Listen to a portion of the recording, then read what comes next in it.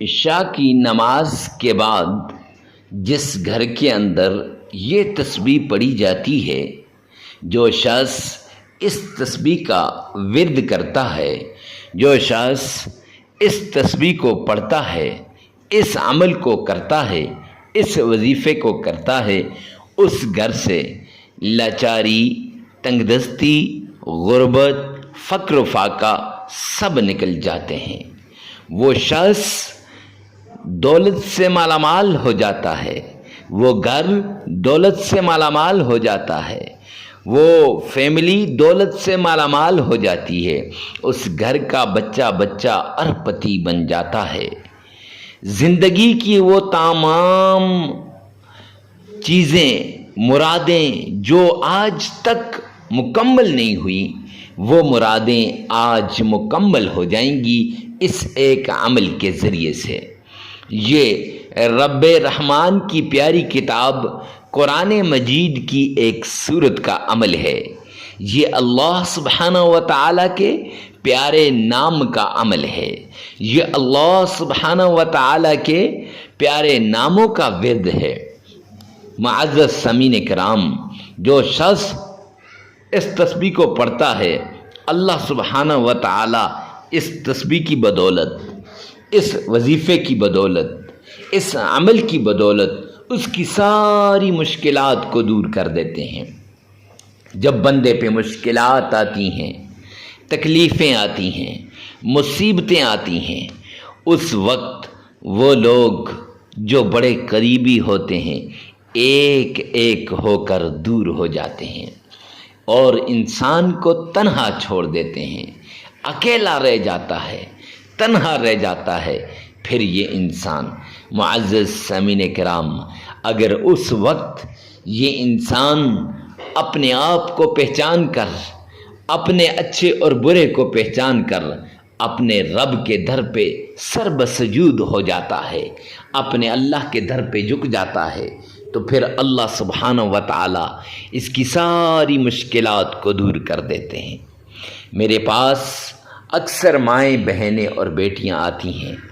آ کے اپنا حال دل سناتی ہیں، لوگ آتے ہیں اپنا حال دل سناتے ہیں۔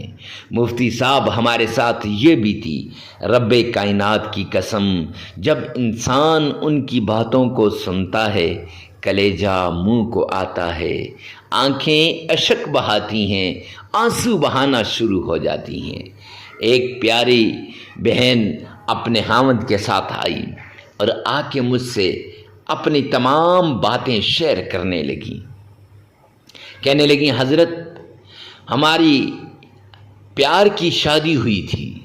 اللہ نے دیا ہوا بہت کچھ تھا، اللہ کا دیا ہوا، اللہ نے بہت کچھ دیا تھا، ہم پیار سے، محبت سے، سکون سے زندگی گزار رہے تھے کہ ہمارے نہ جانے کس کی نظر لگ گئی ہمارے پیار کو، ہمارے گھر کو، ہمارے حالات کو۔ آج ایسا وقت آ گیا ہے حضرت، ہم دونوں میاں بیوی ایک دوسرے سے کلام کرنے کے لیے کتراتے ہیں، بات کرنے سے کتراتے ہیں کہ ایک دوسرے سے بات نہ کریں، اور بات بات پہ ہم دونوں کی آپس میں لڑائی ہو جاتی ہے۔ اور گھریلو حالات ایسے ہیں، پہلے لوگوں میں بانٹا کرتے تھے، اللہ کے نام کا دیا کرتے تھے، لیکن آج اللہ کے نام کا دینا تو دور کی بات، خود اپنے لیے نہیں پکا سکتے۔ کئی دن گزر جاتے ہیں، گھر میں کھانے پینے کے لیے کچھ نہیں ہوتا، میرے میاں کو نوکری نہیں مل رہی، میرے میاں کے حالات ٹھیک نہیں ہیں، خدا را کوئی ایسا عمل بتا دیں جس سے ہمارے درمیان پیار و محبت بھی بڑھ جائے، جس سے ہمارے حالات بھی ٹھیک ہو جائیں، جس سے میرے خاوند کو نوکری بھی مل جائے۔ میں نے ان کی بات کو سنا تو بڑا عجیب سا لگا، یہ کہنے لگیں کہ پہلے میرے گھر میں میرے رشتہ داروں کی لائنیں لگی تھیں، جب فراوانی ہوتی تھی میں ہر طرح سے ان کی خدمت کرتی تھی۔ آج جب میرے اوپر مشکل وقت آیا ہے، میں ایک ایک کے پاس گئی ہوں، خود گئی ہوں، چل کے گئی ہوں، مانگا ہے، کوئی دینے کے لیے تیار نہیں ہے۔ ماں باپ نے بھی ساتھ چھوڑ دیا، بہن بھائیوں نے بھی ساتھ چھوڑ دیا، بس تنہا ہو کر رہ گئے۔ بچے بھلک رہے ہیں، بچوں کے لیے کچھ کھانے کے لیے نہیں، کچھ پہننے کے لیے نہیں، اور اپنا حال دل سناتے ہوئے وہ زارو قطار رونے لگی، اس کا میاں بھی رونے لگا۔ میں نے خاموش کرائے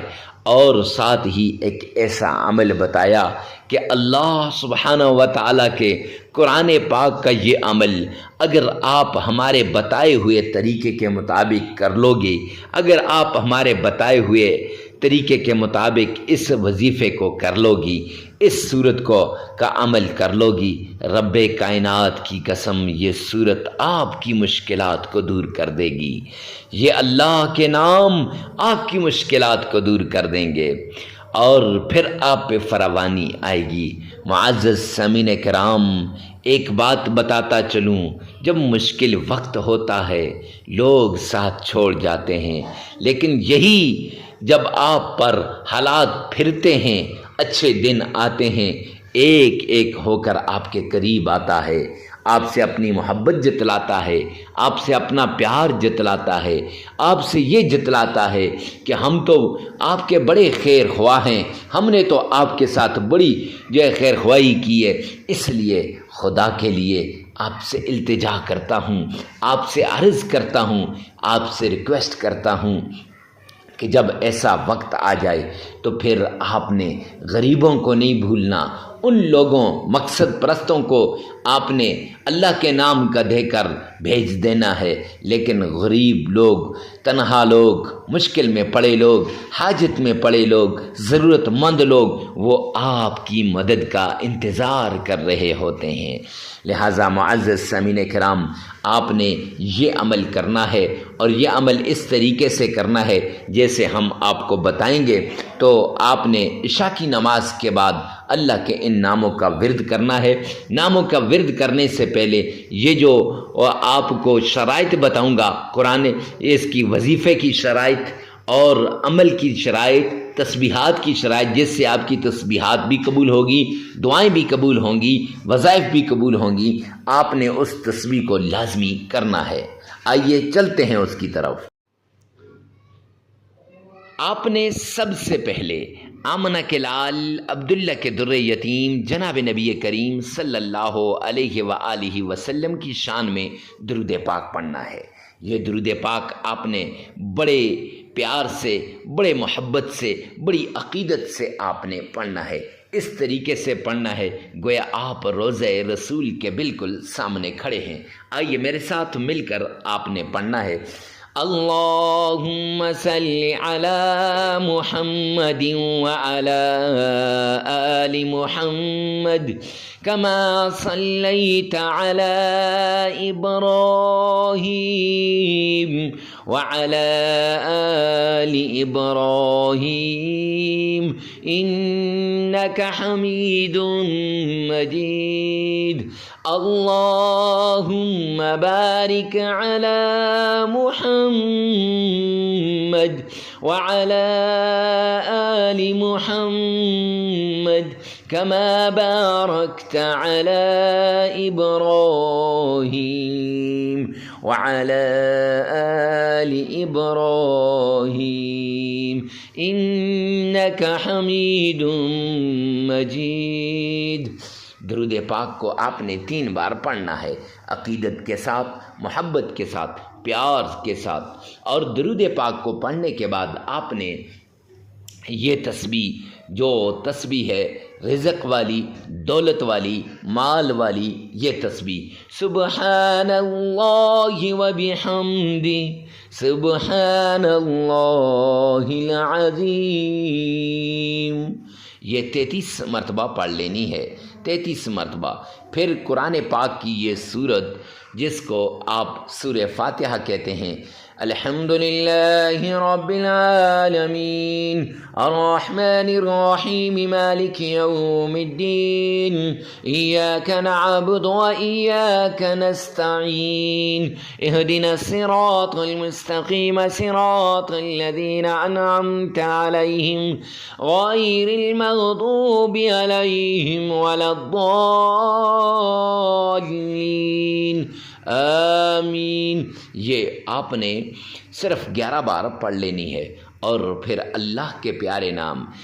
سبحان اللہ، اللہ الصمد، یا رحمان، یہ 3 نام آپ نے 313 مرتبہ پڑھ لینے ہیں، پھر 3 مرتبہ درود پاک پڑھ لینا ہے، عمل مکمل ہو جائے گا۔ یہ عمل آپ 3 دن بھی کر سکتے ہیں، 5 دن بھی کر سکتے ہیں، 7 دن بھی کر سکتے ہیں، اور اس عمل کے لیے جگہ کی قید نہیں ہے، وقت کی قید نہیں ہے، جتنی آپ کی ضرورت ہے اس کے مطابق کیجیے گا۔ ویڈیو کو ثواب کی نیت سے صدقہ جاریہ سمجھ کر آگے شیئر کرنا مت بھولیے گا۔ اللہ میرا اور آپ کا حامی و ناصر ہو۔ والسلام۔